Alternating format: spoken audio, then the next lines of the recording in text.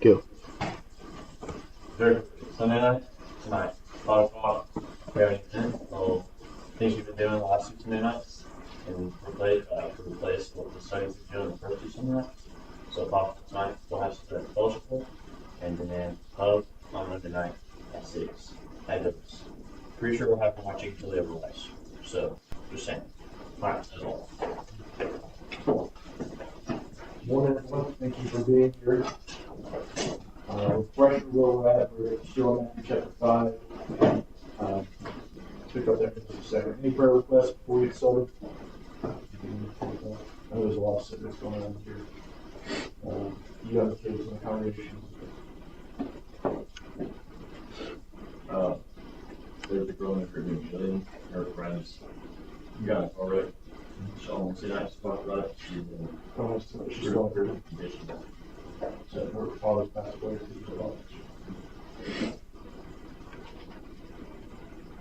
They took her friend to do like something in her brain surgery last time because she couldn't move.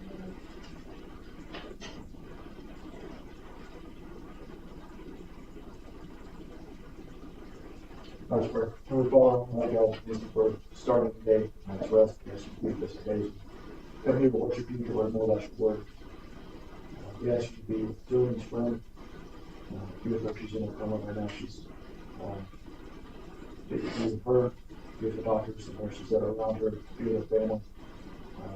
We know that when she's able to wake up, her works will be different. Pray for her.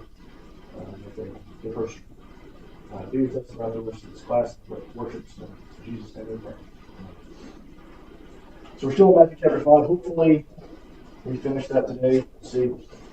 But we're at the point in chapter 5 where Jesus starts teaching about the old law. And it is the old law, but in that day it was the law. And he starts correcting these misconceptions, this misunderstanding, this misteachings perhaps of the old law. And he does this by saying, "You have heard this, but I say to you this." So he did this with anger and murder, he did this with lust and adultery, and he did it with divorce as well.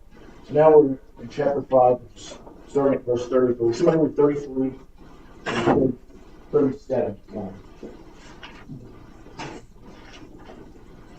Again, you have heard that it was said to those of old, "You shall not fear falsely, but shall perform your oaths to the Lord." But I say to you, do not swear at all, neither by heaven, for it is God's throne, nor by the earth, for it is his footstool, or by Jerusalem, for it is the city of the great king. Nor shall you swear by your head, because you cannot make one hair white or black. But let your yes be yes, and your no be no. Whatever is more than these is from evil. So throughout my career as my job, military and police officer now, I've had to make an oath before I started this. I had to make an oath before I started that job. It typically started with I, state your name, do solemnly swear or affirm that you will support and defend the Constitution of the United States. I've had to do that 3 times, and then many times I've had to show up in court. I've had to say, that they ask me to do solemnly swear or affirm until the truth, whole truth, and the truth. I do.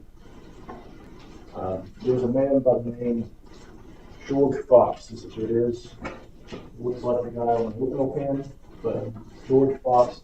He, in the 1600s, the reason some of those oaths today say swear or affirm is because of this man. He thought it was not right to swear by it, by putting his hand on the Bible or raising his hand and swear by it, knowing what the Bible taught in this passage. I'm not sure that's exactly what Jesus is saying here, because switch, swear, and affirm, it's not something different. To me, that's just a little bit of semantics. But so when these type of oaths, or an oath like this, is Jesus saying you should not perform it? What is Jesus saying in this passage?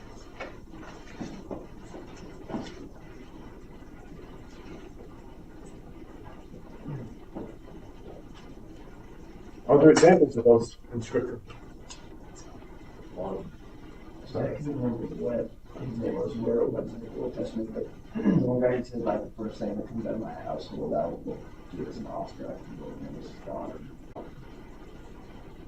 So I think any topic, but any topic that perhaps is different or new to us, or maybe out of left field or something, I think it's important for us to make sure we look at the full context of that topic in Scripture. There's danger, and we'll go on later on with it in a fully other topic, but there's a danger of things being taken out of context or not taken in the prescribed way that Jesus put it. So here's some examples throughout Scripture. I don't have the actual verbiage of it, but Deuteronomy 10:20 says, "Fear the Lord your God and serve Him. Hold fast to Him and take your oaths in His name." Deuteronomy 12:16, 17, another example of a vow. In the New Testament, Romans 1:9, Paul said, "God is my witness." This is him calling God as his witness. Philippians 1:8, Paul again says, "God can testify for how long for all of you the affection of Jesus Christ." How about God taking oaths in Hebrews 6? When God made his promises to Abraham, since there was no one greater for him to swear by, he swore by himself. Took an oath upon his own head, basically. Jesus in Matthew 26:63 and 64, when Jesus was taken before Pilate, Pilate basically put him under an oath, saying, "Tell me, are these accusations against you true?" And he says, "It is as you say." He didn't stop and say, "No, I can't take an oath here. I'm not going to do that." But he basically told them, "Yes, I am the Son of God," for these accusations. So why is Jesus even having to address oaths if seemingly, under certain context at least, it seems like oaths are okay? Why do we have to address it? Why is Jesus bringing this up here in chapter 5?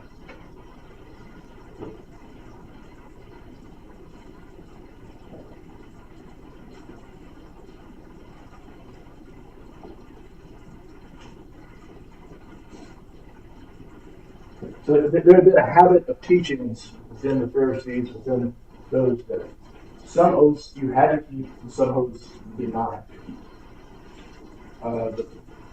There's a book of oral traditions of the Jewish people called the Mishnah. And there's an active section within these oral traditions about the law of Moses, but they are traditions that they have kept down and they wrote them down so that they can be studied. They're still studied by some people today.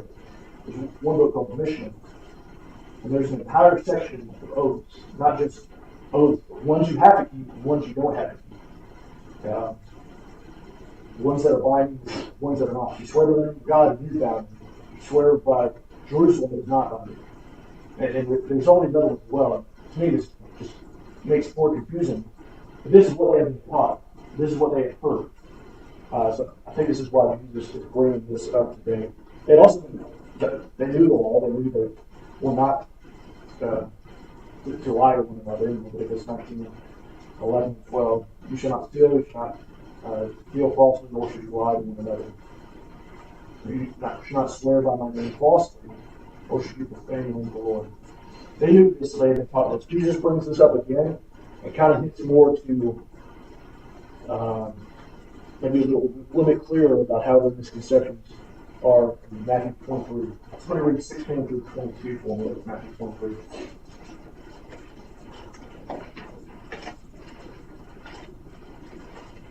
There's perhaps a slightly longer version that maybe speaks to the point more clearly to those who are not there in front of the day.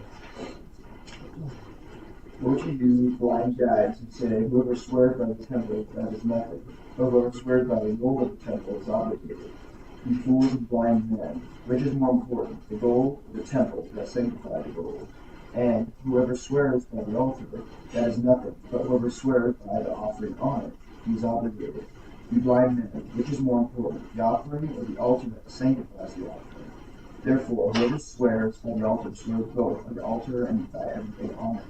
And whoever swears by the temple swears both by the temple and by him who dwells within it. And whoever swears by heaven swears both by the throne of God and by him who sits upon it. And take a look at these phrases today. These are expressions that are commonly done today, so to speak. They're not swearing by the head of God, swearing by Jerusalem, but these phrases would not be in existence today if there wasn't an issue with some sort of telling the truth, some sort of, hey, I need to know, hey, I'm telling the truth. Well, these phrases wouldn't be an issue. You ever played the game as a kid and Cross your fingers, put it behind your back. This is basically saying the same thing. And some of these, what I'm saying, I had my fingers behind my back. I didn't have to mean the truth there. I didn't have to say it. It's almost the same thing. I think what Jesus is saying is that we are to be people who are trusted. We are to be people of integrity, ones that are known for telling the truth, ones that we don't have to say, oh, I promise you, I'm telling the truth, because they know that we are people who tell the truth. So why do you think people make these affirmations, make these swears? Why do you think people, because people still do this, sometimes you do a pinky promise to kids, but why do you think people feel the need to raise their level of telling the truth to display that to others? People aren't become common friends. Okay. Nowadays, if someone lies to you, then a lot of people don't see it as a big deal. Whereas, back then, you have been fine. You realize the wrong person, you end up dead. Absolutely. And I think if you are known for one of the persons that, if you're around your friends, if you're around people that know you well, friends, your colleagues, and you feel like you have to say, hey, I swear I'm telling you the truth here. Perhaps that's something about yourself. You're not quite trustworthy enough with your lifestyle that you're living as well. But absolutely, that is true. People, we live in a world where people have trust issues with everything. And people have trust issues because they're used to being lied to. And as our responsibility as Christians, as those who bear Christ's name, it's our responsibility to bring the message of Christ to others.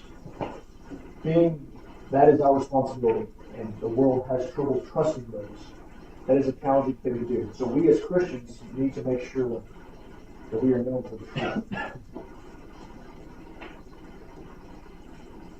Most of the time when we are Christians, we are brought to church, we are brought to the Word of God, we are brought to good news by somebody else.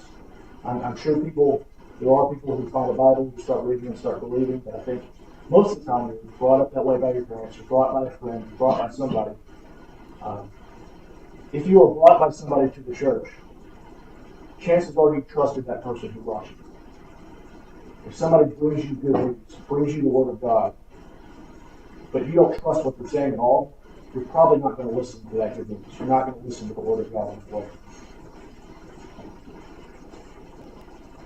Yep. On social media, people will share anything that they can. If somebody says something that fits on their political point of view, they'll share it without thinking about it. If somebody says something about a sports team that you like, they'll share it instantly without thinking about it. Or TV commentators, they'll share it instantly without thinking. Even religiously, somebody says, oh, I like this version of the Bible better than that one. I agree with that. If we aren't known for people who are careful about the information we put out, of telling the truth, of being truth tellers, of information that we even share, being truthful, that diminishes our credibility. When our credibility is damaged, it is hard for us to spread the word of God. If we try to tell somebody about Christ, if we try to spread the good news, why would they believe this if they don't believe this about anything else? When I was a kid, these bracelets were really popular with that, and I was just what would Jesus do? And over here, there's t-shirts you can wear with this over Church of Christ College Ministry. There's t-shirts you can wear that. And the idea behind the shirts, and probably behind the t-shirts as well, is that there's this representation of, hey, I'm a Christian, I follow Christ, I try to do what Jesus directs me to do, and there's some good to that. If we're not living the life of truth, it's probably best that we're not wearing these bracelets, we're not wearing those t-shirts, because we're just giving the name of Christ a bad name, we're giving the Church of Christ a bad name. There's certain responsibility of carrying the name of Christ, and we need to be known for people who are telling the truth. I think that's what Jesus is saying. I don't think he's necessarily saying you can never take an oath, you go into court, you never raise your right hand to take an oath. I don't think that's the point Jesus is saying. I think he's saying we need to be known that we can tell the truth. And our reputation of people as truth tellers is important. Any other thoughts on the oaths or telling the truth before we move on?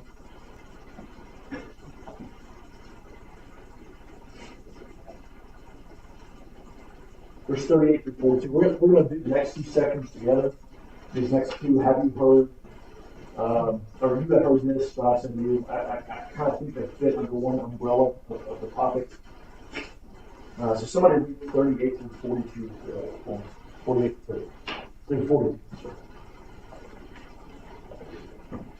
You have heard that it was said, an eye for an eye and a tooth for a tooth. But I say to you, do not resist you a neighbor person, but whoever slaps you on the right cheek, turn the other to him also.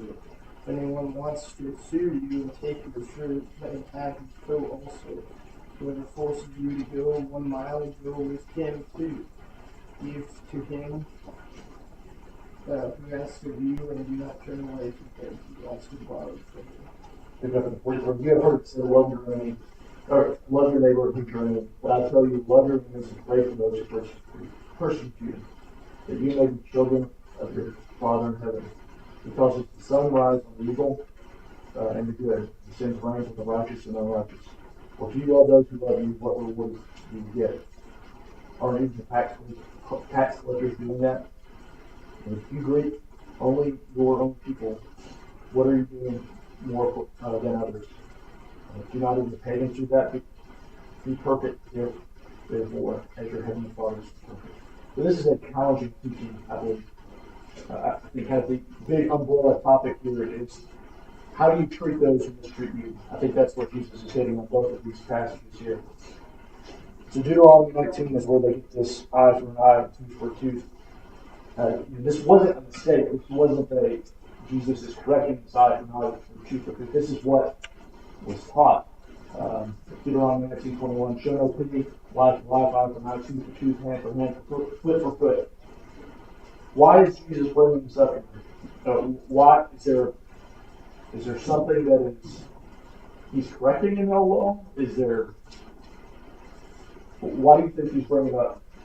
You have heard said eye for an eye, tooth for tooth, when that is clearly in Scripture.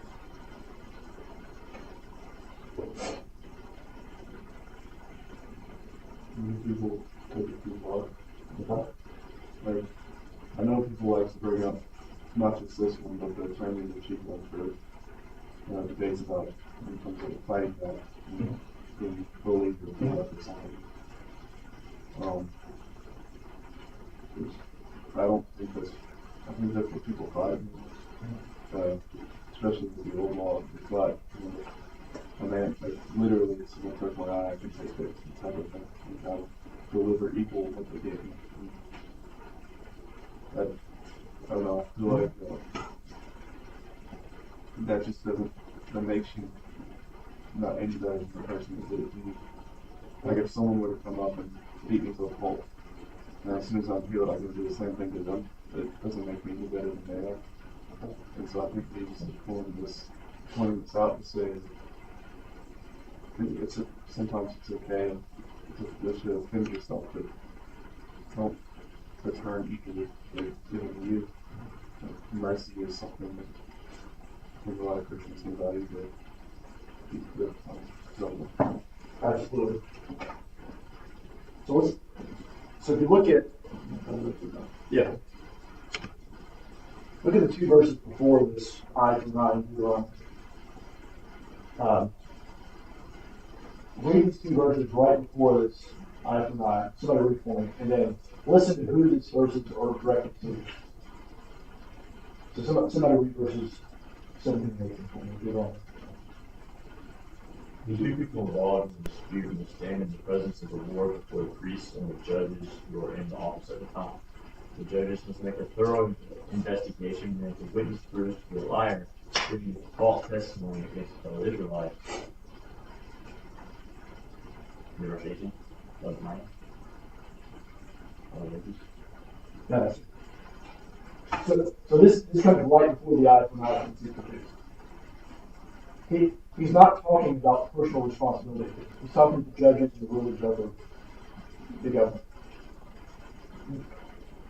So what the Pharisees would describe with the religious leaders that they had taught, that these teachings designed for the judges, the ones who are making the laws, the ones who are enforcing the laws, should be put for personal responsibility as well.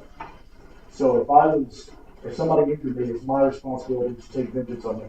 It's not my responsibility. It's the judge's responsibility.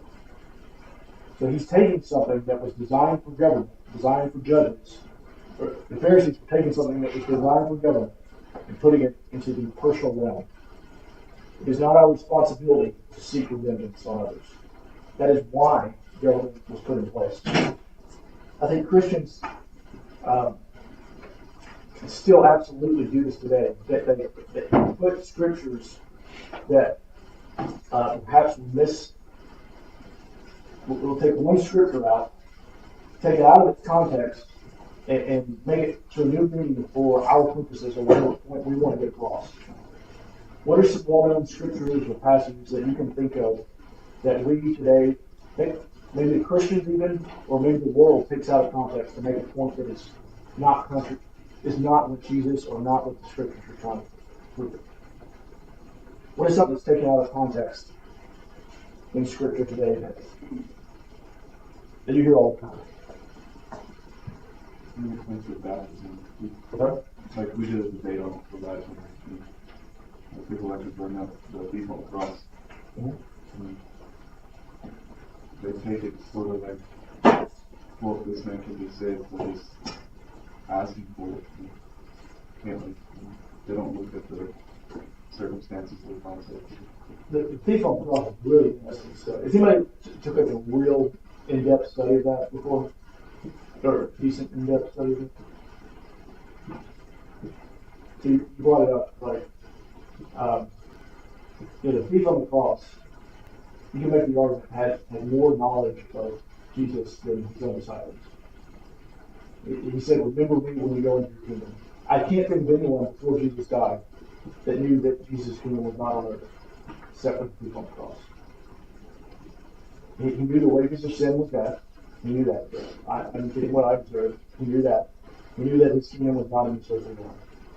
I don't know of anybody. I can't think of anybody in Scripture who did both those two things before Jesus died. Yes, he clearly sinned and clearly did wrong, but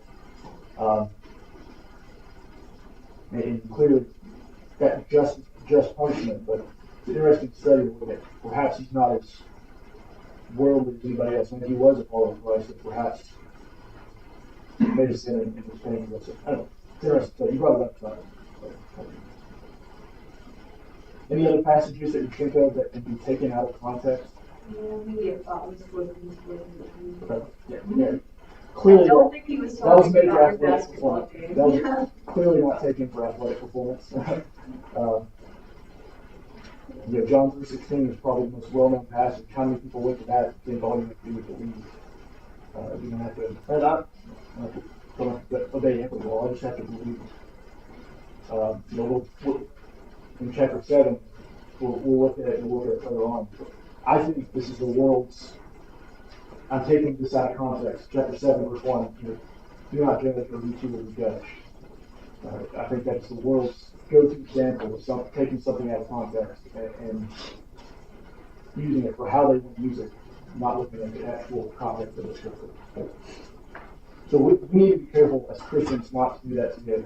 So this, going back to this eye for an eye, tooth for tooth, that's what they apparently were doing. They were taking the scripture that was designed for government, designed for leaders, and using it for their own, to justify their own personal vengeance. Let's look at the next verse. But I tell you, do not resist an evil person. If anyone slaps you on the right cheek, turn to it also. Turn to them the other cheek as well. We talked about right and left a little bit if you were here last week. How most people in that day were right-handed. Do you think that relates at all to this verse here or not? Really, I think it might be a stretch. I don't think so. Let me tell you why. And there, if you get slapped in the right cheek, you're not getting slapped with a haymaker. You're not getting punched with a haymaker. Because Most people right-handed, put it to your left cheek, and slap your left cheek. And from how I read this is an insulting slap, a backhanded slap. It is not designed to hurt somebody, but it is designed to insult them.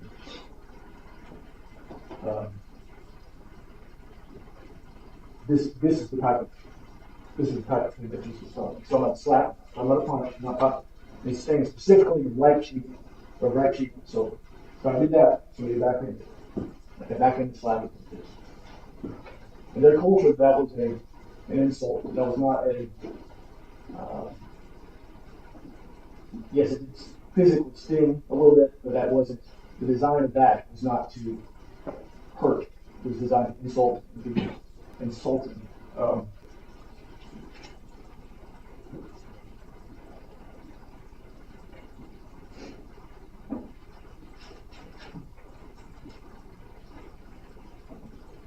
I don't think Christ is saying we cannot defend ourselves here. I don't think physical defending of ourselves is not what Christ is saying. I think it's the lashing out. If somebody insults you, if somebody does, you can hear today backhanded compliment. I mean that phrase. If somebody insults you, if somebody is saying something to insult you, you should not lash back out. I think that is the point that Jesus is saying. 1 Peter 2:23-24. When they hurled, this is Peter talking about Jesus. When they hurled insults at him, he did not retaliate. When he suffered, he made no threats. Instead, he entrusted himself to him who judges justify. He himself bore our sins in his body on the cross so that we might die to sin and live for righteousness. By his wounds you have been healed. When he suffered, when he was insulted, he did not lash out. One of the reasons, some of this is my opinion and my interpretation of Scripture. I don't think he's saying we cannot defend ourselves physically from harm. I think Christians and some people say you have no right to defend yourselves. Or I hear turn the other cheek if somebody beat you up or something physical like that. I'm not sure that's what Christ is saying. If you look at Luke 22:36, Jesus is saying, but if you do, this is interesting enough, this is right after he instills the Lord's Supper. You don't hear this when you hear about the Lord's Supper talk, but Luke 22:36, but not if you have a purse, take it, and also that, if you do not have a sword, sell your cloak and buy them. The only reason you have a sword is for offensive or defensive purposes. It is to offensively go to battle, or it is to defend yourself. I think, you see the kids' pictures on the walls and these kids' drawings and stuff like that. You never see the disciples or Jesus carrying a sword. But the scripture is pretty clear that they were carrying swords.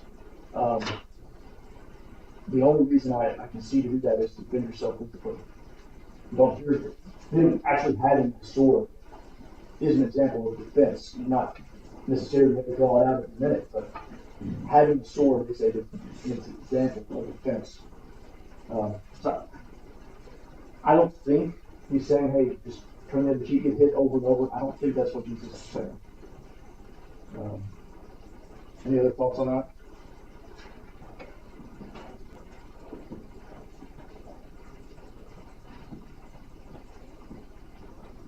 It's also something that I think this passage can be taken out of context the other way as well, and saying that government should not punish somebody. People will use this for an argument of, hey, capital punishment shouldn't be a thing, or keeping somebody in prison for a long time shouldn't be a thing. I think that's clearly not true as well. Romans 13:1-4, let everyone be subject to the governing authorities, for there is no authority except that which God has established. The authorities that exist have been established by God. Consequently, whoever rebels against the authority is rebelling against what God has instituted. And those who do so will bring judgment on themselves. For the rulers hold no terror for those who do right, but for those who do wrong. Do you want to be free from fear of one authority? Then do what is right, and you will be commended. So I don't think this turning the other cheek is looked at as government as well. I don't think the government has a responsibility. I think the government has a responsibility to hold people accountable and hold justice. Your Honor. Next verse 40. And if anyone wants to sue you and take your shirt, hand over your coat as well. What are your thoughts on this? What do you think this means?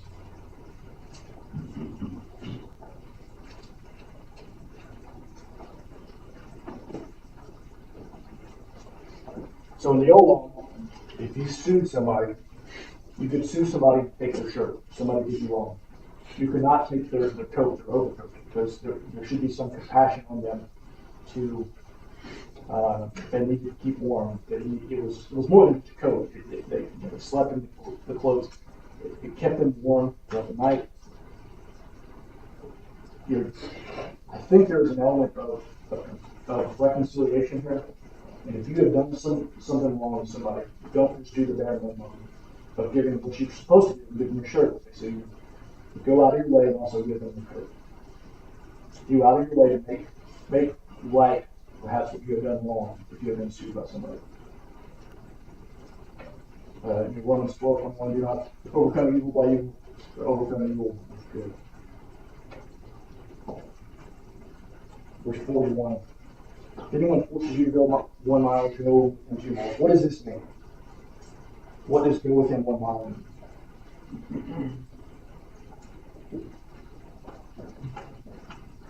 Could be wrong. I can't remember if I heard like sort of like maybe like studied through this, but having to do with like Roman soldiers, if they were asked them to like carry just the things, like they had to like carry if they were you were asked to carry a mile or so, but along those lines. Yeah, that's right. So the Roman government had the authority to go up to anyone, a Roman citizen or anyone of their occupation, and say, "Hey, I've got to travel distance. You carry my things. You walk with me for 1 mile. You carry the load." And they had an obligation to go 1 mile with them. They had an obligation to carry, pick up their swords, pick up their gear, and carry that. This stuff was not right. This was something that was forced upon them. So this 1 mile is forced upon them. You don't have an option. But the law is telling you have to do this. Jesus is saying, go within 2 miles. So this is the second mile is not forced upon them. The second mile is something that you are volunteering, that you are doing it perhaps to show them goodness, to show them how to go farther. I was looking at pictures, trying to find slides of this, and this one came up. This one clearly is not historically accurate, but it got me thinking. Along these lines, the enemies along these lines, it can't say this is a Nazi officer or a Nazi soldier or something. It got me thinking of, even these enemies. The Roman authoritarian government would have been like the Nazi government at that time. They were oppressors of the Jews. This would not be too far off of an analogy to make. And I think Jesus is saying, yes, even these enemies, even these people that are this evil, you should be doing these good things. You should be treating them with respect. You should be doing the right things with them and going that extra mile. If you walk with somebody and you carry the things which you were required to do for a mile, that day and age, if you had been done this over and over again and you had to do this, you knew how long it took you to get them out. You knew every step. You probably counted in your head. 5,280 feet takes me 1,100 steps. Got it. It's up on. Drop it. I'm out. That was probably how every one of the Roman soldiers saw this. The Roman soldiers knew this, and they were probably just asking the rest to go. And imagine being that Roman soldier for a minute and how different it would be if somebody kept going. And imagine how that conversation with you and the Roman soldier may be a little different. And how perhaps if you told him about Christ, he might have listened a little bit if you did that. You see Jesus seemingly almost teaching this soldier. If he is saying to the Jews in that day, carry, imagine a conversation that could be successful of trying to convert somebody, but going that extra mile you do not have to. I think that's what Jesus this point I was trying to make. You know, sometimes I struggle personally with this next verse. I don't know to what limit, to what end. I'm able to easy about it, admittedly. But give to the one who asks, and do not turn away from the one who wants to borrow from you. You know, when I think that perhaps I'm the only one who thinks this, but when I hear this, my first thought is to what limit, to what end? You know, if I do this, aren't I just a beggar on the street as well? To what end do we do this? Scripturally, I don't know. I'm not sure I know a definite answer. I think clearly scripturally says that we should not do it to neglect other forms of scripture. 1 Timothy 5, anyone who does not provide for the elders, especially in their own household, has denied the faith and is worse than unbelievers. So we should not do this to the point where we cannot provide for our family. The scripture clearly says that. I think the other limit on this here, that's how far should we go, should be love. The love of Christ. Perhaps my view is jaded on this a little bit. I was a police officer before I came there. I was on the street for 4.5 years. My view of beggars and homeless people is probably more jaded than it should be. And not in a good way by any means. I know that the vast majority of people who are asking for food, who are asking for money, are dealing with addiction, with substance abuse, whether it be alcohol or drugs. When I deal with homeless people almost every day when I was a police officer. I never met one. I'm sure they exist. I never met somebody on the street that did not have a substance abuse problem or mental health problem. Never met them. I'm sure they exist. I never met them. So my view on this is how would I treat that person if I was trying to show them the love of God? If we give money to everyone who asks for it, is there anyone who thinks that money would not be misused? And it goes to more than just misusing funds. If I was to, I try to look at this, the best way I can look at this, if it was my own child. You know, my son's 5 right now. 15 years from now, if I know that he's dealing with the substance abuse problem, with the alcohol, with the drugs, I try to help him. He's dealing with these issues. If he asks for money, I'm not giving him money. That is not mean. That is me showing him love. Giving him money is not love. That is the easy route. That is not helping him. That is only trying to help my ego or trying to help somebody else and making me feel good for helping somebody. That is my view. I am open to if you have a counter view of it, because this is not done in Scripture. This is my view based on how I'm trying to interpret it, based on the love of Christ and how I think what the definition of love is. But if you have any other thoughts on it, please jump out. That is an admitted view that I have, but that is a view that I'm open to changing. Some of them bring it smaller ones. I'm a way around it, but I don't know. I've done it like a couple times, and I've seen people do it. Is when you see somebody and you don't know for sure how the money's going to be used, go buy something like McDonald's or Dairy Queen, nothing too fancy. Yeah. You give food and bring it back to them so that we know. Like instead of giving them money, it's a 50-50 chance of them food or drugs. Yeah. That we know for sure that now they have food. Absolutely. They can get through the day. Absolutely. With some food. That way it's not hope that they'll go buy food. Something our churches don't. We go out and get gift cards. If we have homeless people that don't know the church, make sure that goes to the right point. Those are absolutely good things to do. Maybe. Go ahead. I was going to say that sometimes I think that, at least how I was raised and how like we handled that, it's a lot of discretion in the situation. Like, I don't think I've ever seen my parents like stop on the highway and like look on their window and give a homeless person money or anything.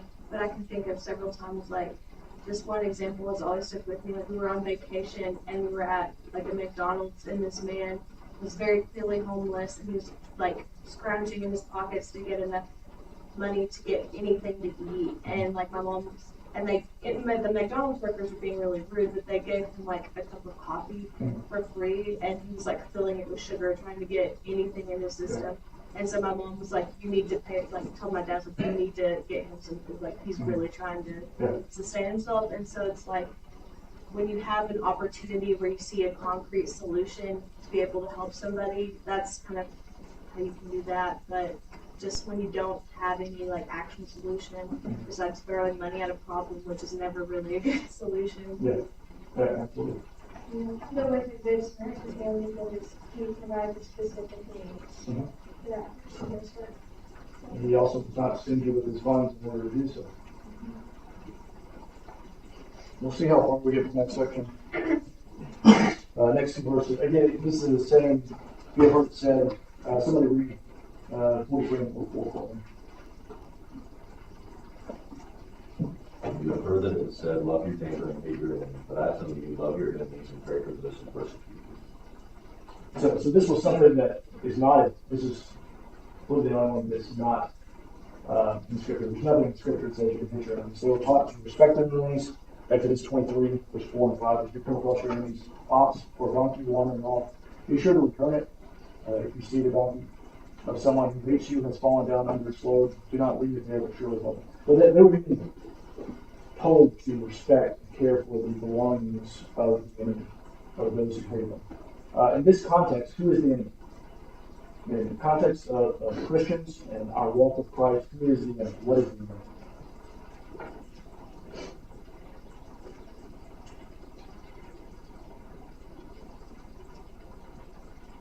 Like today? Satan. Satan, sin. Can people be our enemy? I understand what the worldly aspect could be. It could be other churches sometimes. Okay, even other churches. Yeah. And what? And when can that be? Well, like some churches like to throw a bad name on the Church of Christ. Okay. Like I've met a guy, he's Baptist, he's one of my best friends now. When I told him that I go to a Church of Christ, he goes, "Oh, you're one of those." Yeah. Which told me. Has anybody not heard that statement before? I mean, everybody's probably heard something along that line. And I knew right then and there when he said all of us, because I've heard it all. And so, just to show them what we really are, how we really are, at least how we should be.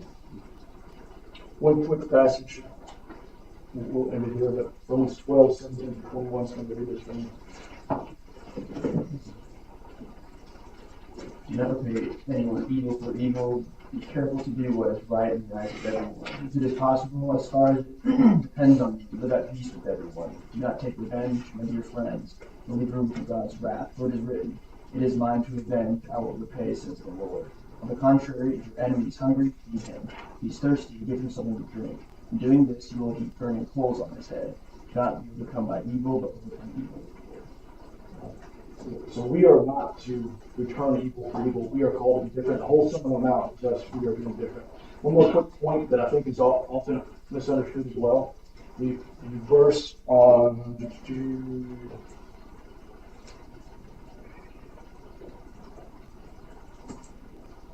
the verse where he says, where he talks about the rain falling, the just and the unjust. Our reason for doing this is our reason for treating our enemies right is because we were the enemies of God, and God treated us right. I think the world looks at the verse of the rain falling, the just and the unjust as evil happen, bad things happen to good people, and bad things happen to bad people. That's what the world thinks. That's not what that's for. That verse is to show how good God is. If you're a farmer, you know that rain is not a bad thing. A rainy day is a good thing. That's what they have taken that as. A rain falls on just people, people who follow God, and people who do not follow Christ. God provides good things to the bad people, the enemies, just as He provides the good things to us. That's why we are to treat our enemies with respect. That's why we were treated lovingly, because when we were the enemies of God, God treated us well. All right, I know we're through that, but I appreciate it. Thank you guys.